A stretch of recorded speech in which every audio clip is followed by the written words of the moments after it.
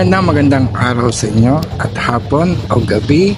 Anong oras nyo man napapanood to? Ito po ang Apadman ng Luntiang Agama Natural Divine Art Shine of Healing. Sa totoo, katatapos lang ng ating tawa session sa isa nating kalahi na follower natin ng TikTok, no? At natutuwa ako dahil kasi nga ay patuloy nyo akong pinagtitiwalaan sa aking mga mensahe. Kahit aminin na natin na hindi interesting ang mga sinasabi ko compared sa ibang content creator na makikita nyo sa YouTube, sa TikTok, sa Instagram, o di kaya sa Facebook, or nasabi ko ba? But ganun pa man, patuloy tayong naglalagay ng content, nag-upload ng ating mga video para magkaroon ng balanse ang sanlibutan. Paano masasabi natin pang balanse? Actually, may mga ibang interesting pa na content na napapanood, yung mga nagsasayawan, politika, naguhubaran, di ba? Dahil kasi ibang yung social media natin ngayon, lalo na ang TikTok, nagiging sexual na rin, no? Nagiging sexual. Ipatong ko lang muna siya dito. Pero, ganun pa man, meron pa rin mga tao na nangangailangan ng tulong, ng mga payo, ng mga pagsisilbi tulad ng pagtatawas o pagtataro reading. At maraming ngayon na tarot reader sa social media na maaari niyong lapitan. At nagpapasalamat ako kasi kahit paano hindi na ako masyadong aktibo sa pagla-live, patuloy pa rin kayong sumasuporta at nagtitiwala sa atin, no? Ako, kabuhayan ko is pagtuturo, pero sa ordinaryong araw tulad ngayon, no, nanggagamot tayo at hindi araw-araw may nanggagamot o ay may nagpapagamot sa atin dahil hindi naman tayo sikat, hindi naman tayo gumagawa ng mga eksena dahil medyo stricto rin tayo, tumutupad tayo sa protocols ng katutubong gamutan. Yun ay yung pagtatawas or diagnostic, meron din paglilinis kung kailangan ng cleansing rituals, yun ang ating sinasagawa. At saka natin isinasagawa ang repair o pagsasaayos o yung gamutan na tinatawag, no? At sa gamutan na yon ay inilahad natin yung ating mga pamamaraan ng panggagamutan sa ating website sa hilotacademy.com. At yun din, no? Sa March 23, meron tayong 15 linggo naman, 15 days of Sunday na ating ibinibigay ang ating hilot sa murang halaga. Usually kasi dire-diretso yan. Last year ang ating hilot ay 9 days, no? Ito ay nagkakahalaga ng 72,000 pesos, no? Ito ay para sa mga kababayan natin, mga Phil-Am or Filipino in diaspora na isinilang sa ibang bansa na gustong mag-connect dito sa Pilipinas at matuto ng gamutang Pilipino. Sa 72,000 na yun is kasama naman ang kanilang hotel accommodation at pagkain bukod sa certificate of training at saka sa mga learning materials, no? Pero naisip ko na ito ay medyo may kamahalan at binaba natin siya, no? Na and usually pagka is magiging I don't know kung magkano, nakalimutan ko, wala ako sa taas, no, wala tayo sa harapan ng ating computer. Nandito lang, nagpahinga ako, actually nag-yossi po ako, no, pero binaba natin siya sa 7,500. So ibig sabihin yung 7,500 na yon ay pumapatak na 500 pesos per learning session. So bawat araw meron kayong matututunan sa halagang 500 pesos, no? Dahil kasi nakita ko sa ibang tagapagturo, no, meron silang 1-day workshop training na 1 day lang ay halaga 5,000 pesos.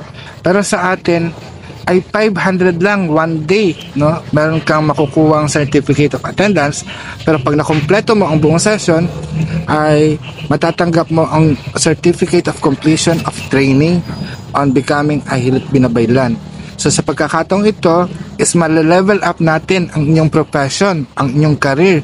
Yung best na Hilot Wellness na local lang is magiging international ang quality ninyo dahil ang inyong lingkod, no, ay nakapagturo na rin at nagkaroon tayo ng mga clinic, Hilot Center sa ibang bansa, lalo na sa Amerika, sa Canada, sa Australia, sa Hong Kong, or sa Japan, at sa iba't pang bahagi ng mundo. At itong darating na August, ang inulingkod ay naimbitahan sa Hawaii para din magturo ng hilot binabaylan. Pero bago ako pumunta doon, gusto kong makasiguro na merong 10 tao na mag-graduate sa atin, no? Sa halagang 500 pesos bawat session. Ito ay magkakahalaga din ng 7,500 for the whole 15-day session, no? So sana isa sa inyo ay makapunta dito, makapag-aral, no? At mag-avail ng ating hindi naman libre, no? Low cost training, pero ang standard or yung quality naman is pang international standard. Ito po ay ninanais natin na talagang ma-empower natin yung ating mga kababayan, ang ating mga lokal na manghihilot dito, na itaas ang kanilang kalidad para naman para pumantay tayo sa quality na inaasahan ng mundo. Madaldal po tayo, no? Medyo masigasig tayo sa pagpopromote ng hilot, pati yung standard ng training natin ay itinaas na, no? Sa 15 days, isasama natin yung pasubay diagnostic, kung saan ay mayroong physical aspect, mayroong spiritual aspect, yung pagtatawas, no? Gayun din, magkakaroon din tayong pagkakataon na aralin ang pantay daliri. Bakit nga ba nagpapatay daliri? Siguro kung familiar kayo sa hilot o sa gamutan, sa mga albularyo, tinitingnan yung finger length, no? Yung haba ng daliri, kung pantay ba. Kung hindi pantay, ibig sabihin ito ay may spiritual na aspeto. Pero binigyan po natin ng science, tinignan natin ang science na ating aaralin sa loob ng 15 days, no? At iba pang mga technique. At yung sinasabi nilang bone setting, medyo hindi po yun ang tradisyon natin, no? Imbes na bone setting, ang talagang pagbo-bone set natin, no? Paggamot sa pilay bale, kadalasan kasi ito yung pagsasayos ng buto-buto, ay sa pamagitan ng pagbibigkis. So alamin po natin yung mga pamamaraan na katutubong gamutan sa pamagitan ng ating alignment training program. Ito ay para sana sa mga kapatid natin sa TESDA na nag-aral ng Hilot Wellness MC2, pero available din naman siya or open din, welcome naman po kahit massage therapist kayo at gusto niyo na magbago ng profesyon, no? Imbes sa spa po kayo nagtatrabaho, i-level up natin, magkaroon kayo ng sariling Hilot Center, Hilot Clinic or Healing Center, no?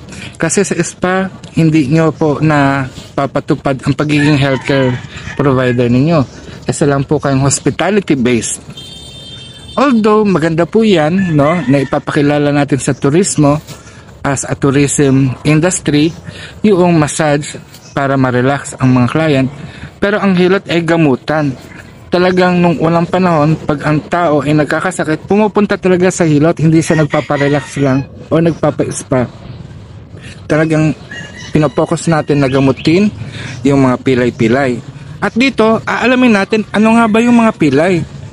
Kasi merong pilay lamig, pilay ipet, may pilay bale, mayroong pilay hangin, at meron ding nauusog. So, sa mga pilay na yan, paano natin maika-categorize kung ikaw ay diabetic, kung ikaw ay hypertensive? So, anong uri ng pilay ito? Although that is a medical case na supposedly ay hindi na dapat sakop nating manghihilot, no? But then, sa pag-aaral is nako-connect natin na isa pa ring uri ito ng pilay.